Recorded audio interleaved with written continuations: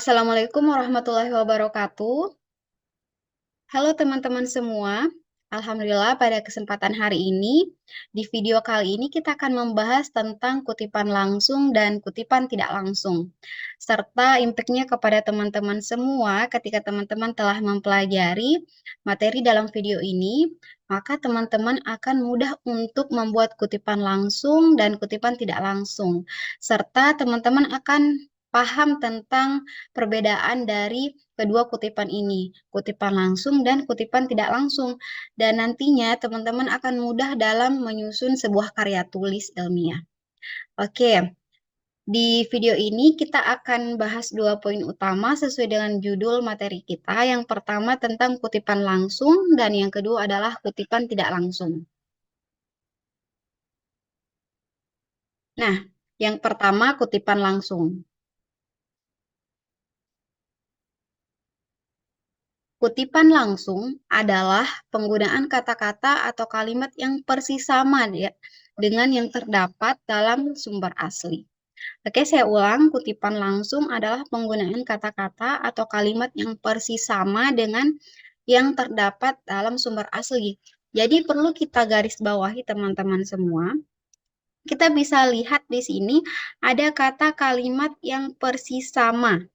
Jadi kita bisa memberi definisi bahwa kutipan yang kita kutip atau kata-kata yang kita kutip, kata-katanya persis sama dengan tempat atau sumber asal kita mengutip. Tidak ada yang kita ubah sama sekali, baik struktur kalimat, struktur kata, itu tidak ada yang kita ubah. Jadi kita seperti mengcopy paste atau kita memindahkan secara langsung kalimat dari sumber yang kita kutip tadi. Nah, itu yang disebut dengan kutipan langsung. Nah, bagaimana sih caranya untuk membuat kutipan langsung? Teman-teman bisa lihat di layar teman-teman semua. Di situ ada dua tips untuk membuat sebuah kutipan langsung. Yang pertama, menggunakan tanda kutip. Jadi, ketika teman-teman melihat di sebuah tulisan, misalnya di sebuah buku atau sebuah jurnal, teman-teman mendapat tanda kutip seperti ini. Ini bisa jadi menjadi salah satu ciri-ciri bahwa ini adalah kutipan langsung. Karena di kutipan tidak langsung sama sekali tidak terdapat tanda kutip, berbeda dengan kutipan langsung. Oke, itu ciri-ciri yang pertama. Yang kedua, menyertakan sumber. Jadi ketika menulis tulisan kutipan tidak langsung, maka teman-teman akan menyertakan sumber. Seperti teman-teman mengutip dari mana, itu katanya siapa, pada tahun berapa, di halaman berapa, ketika misalnya teman-teman mengutip dalam sebuah buku, itu di halaman berapa, dan tahun berapa, dan dikatakan oleh siapa. Nah, untuk memudahkan pemahaman teman-teman, coba kita lihat di contoh. Di sini ada menurut Smith, 2023, tahun 2023 dikatakan pada halaman 25, tanda kutip. Pendidikan adalah kunci kebebasan intelektual. Jadi di sini sudah lengkap. Coba kita perhatikan di sini ada tanda kutip. Kemudian di sini ada tahun dan halaman serta perkataannya siapa. Jadi di sini adalah salah satu contoh kutipan langsung. Menurut Smith 2023 pada halaman 25 dikatakan bahwa pendidikan adalah kunci kebebasan intelektual. Jadi seperti itu teman-teman. Harus ada tahunnya, halamannya, kemudian tanda kutipnya, serta siapa yang mengatakan hal demikian. Oke, itu dia tentang kutipan langsung. Selanjutnya, kita beralih ke kutipan tidak langsung.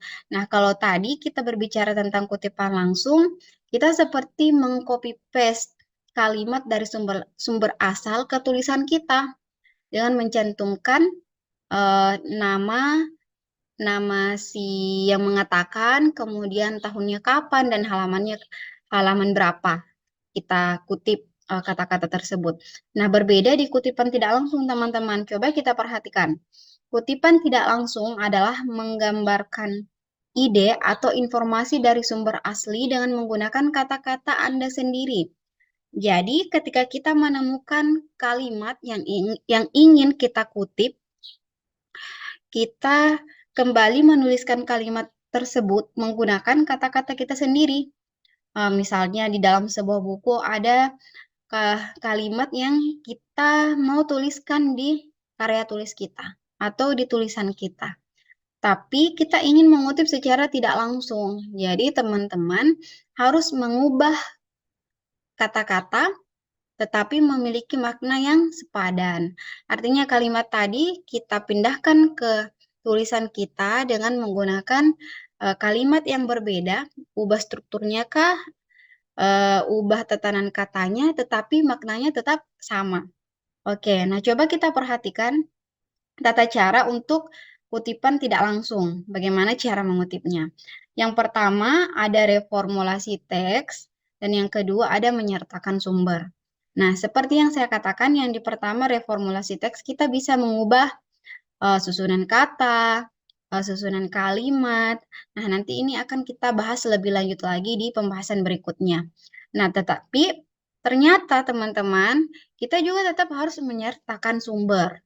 Ya, jadi karena itu memang bukan mutlak hasil pemikiran kita sendiri, tapi itu tetap mengutip dari perkataan orang, hanya saja kita membahasakan dengan bahasa kita sendiri. Jadi kita harus tetap menyertakan sumbernya, teman-teman. Kita lihat contohnya, Smith 2023 menyatakan bahwa pentingnya pendidikan sebagai sarana untuk mencapai kebebasan intelektual. Jadi kita hanya mencantumkan tahun, kemudian nama dari penulisnya, dan menyatakan apa yang menjadi pemikirannya menggunakan kata-kata kita sendiri. Seperti itu. Nah, sekarang ini yang paling penting dari semua topik, semua pembahasan yang kita bahas sebelumnya. Saya rasa teman-teman semua sudah paham tentang kutipan langsung dan kutipan tidak langsung. Bagaimana cara membedakannya? Akan tetapi masih banyak yang bingung. Bagaimana sih cara membuat kutipan tidak langsung itu lebih mudah begitu. Jadi ketika teman-teman menggunakan pedoman ini, mungkin teman-teman akan lebih mudah untuk membuat kutipan tidak langsung. Jadi ada yang namanya teknik parafrase, teman-teman. Jadi kita memparafrase teks asli dari sebuah sumber yang akan kita kutip menjadi tulisan yang kita inginkan sesuai dengan pemikiran kita. Jadi coba kita perhatikan, yang pertama di sini ada teknik parafrase, gunakan sinonim atau kata ganti. Oke, yang pertama ini coba diperhatikan. Kita lihat contohnya teks asli. Penyakit pandemi lainnya yang pernah terjadi dan menyerang banyak daerah di seluruh dunia adalah flu Asia. Coba diperhatikan yang kata di bold, kata flu. Nah, di sini teknik parafrasenya itu menggunakan sinonim atau padanan kata ya, teman-teman. Nah, kita perhatikan di parafrase.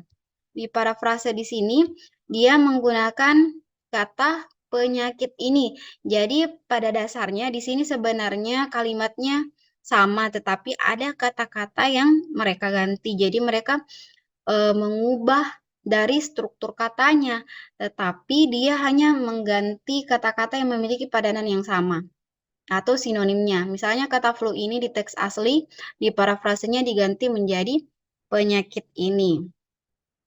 Nah, di sini lagi flu pada kalimat berikutnya awalnya penyebaran gangguan ini. Jadi kata gangguan ini menjadi kata yang menggantikan kata flu di teks aslinya. Seperti itu. Oke, jadi sampai di sini semoga teman-teman paham ya. Oke, kita lanjut ke teknik parafrasa yang kedua, yaitu ubah bentuk kelas kata. Di teks asli, coba teman-teman perhatikan, di sini ada kata yang di bold ya, atau ditebalkan. Coba kita perhatikan di teks asli, Organisasi Kesehatan Dunia WHO dianggap gagal dalam menangani pandemi virus corona, terutama dalam memberikan informasi yang dibutuhkan dunia, sehingga kegagalan itu menelan banyak korban jiwa. Nah, coba kita perhatikan di parafrase dengan mengubah bentuk kelas kata. Organisasi Kesehatan Dunia (WHO) dianggap mengalami kegagalan dalam menangani virus corona.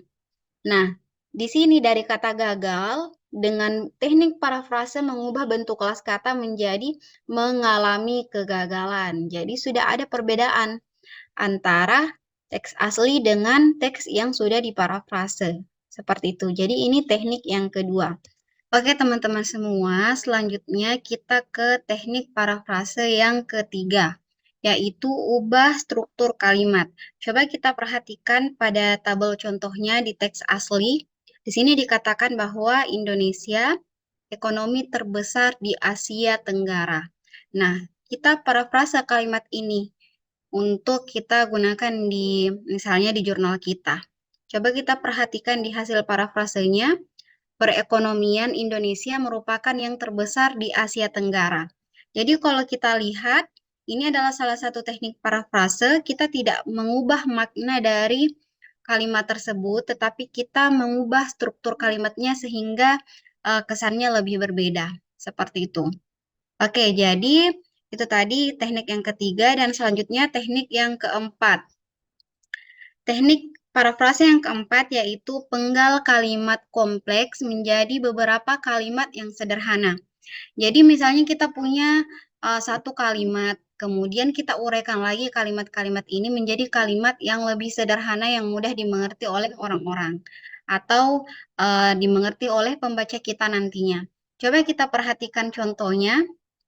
Di sini, Indonesia adalah negara yang memiliki potensi ekonomi yang tinggi, yang mulai diperhatikan dunia internasional. Nah, kalimat ini akan kita parafrase dengan mengubah bentuk menjadi kalimat-kalimat yang lebih sederhana. Di hasil parafrasenya, di sini mengatakan bahwa Indonesia adalah negara yang memiliki potensi ekonomi yang tinggi. Potensi tersebut mulai diperhatikan dunia internasional. Jadi yang tadinya hanya terdengar seperti satu kalimat utuh, kita pecahkan atau uraikan lagi menjadi kalimat-kalimat yang lebih sederhana lagi. Di sini perhatikan potensi ekonomi yang tinggi, kemudian dia uraikan lagi potensi tersebut mulai diperhatikan dunia internasional. Jadi seperti itu teman-teman semua. Nah, teknik parafrase yang terakhir dan menurut saya ini adalah teknik parafrase yang paling bagus karena kita benar-benar tidak hanya melihat dari satu sisi saja seperti struktur kalimat ataukah sinonim dari kata yang akan kita ubah, tetapi kita mencoba untuk menggunakan beberapa teknik parafrase sekaligus. Coba kita perhatikan di teks asli. Jadi di teks aslinya mengatakan bahwa meskipun pemerintah Indonesia ingin mengurangi ketergantungan tradisional pada ekspor komoditas mentah dan seterusnya, dan kita lihat di hasil parafrasenya. Pemerintah Indonesia ingin mengurangi ketergantungan tradisional pada ekspor komoditas mentah dan meningkatkan peran industri manufaktur dan seterusnya. Jadi teman-teman, kalau kita lihat di sini, di sini kita lihat seperti jelas berbeda kalau kita lihat dari struktur kalimatnya, kemudian dari padanan katanya, kemudian ada kalimat yang dibuat lebih sederhana, dan ini membuat kesan bahwa kita mengubah atau memparafrase teks asli menjadi kata-kata yang sesuai dengan pemahaman kita. Jadi kalau saya pribadi, saya menyarankan kepada teman-teman semua yang menonton video ini, saya lebih cenderung suka kalau kita menggunakan beberapa teknik parafrase sekaligus sehingga hasilnya lebih lebih orisinil, bukan orisinal juga sih, tetapi lebih bagus dibandingkan teknik-teknik yang menurut saya sebelumnya karena teknik ini lebih kompleks dibanding beberapa teknik yang 4 sebelumnya. Oke. Jadi teman-teman, itu tadi teknik parafrase, teman-teman juga sudah bisa membedakan mana yang termasuk kutipan langsung, kutipan tidak langsung. Saya berharap ini bisa membantu teman-teman dari segi penulisan pada saat menyusun entahkah makalah, ataukah karya tulis ilmiah, ataukah teman-teman menyusun sebuah jurnal, skripsi, dan seterusnya. Oke, cukup sekian untuk kali ini. Semoga kita bisa jumpa di video selanjutnya dengan pembahasan yang lebih menarik. Assalamualaikum warahmatullahi wabarakatuh.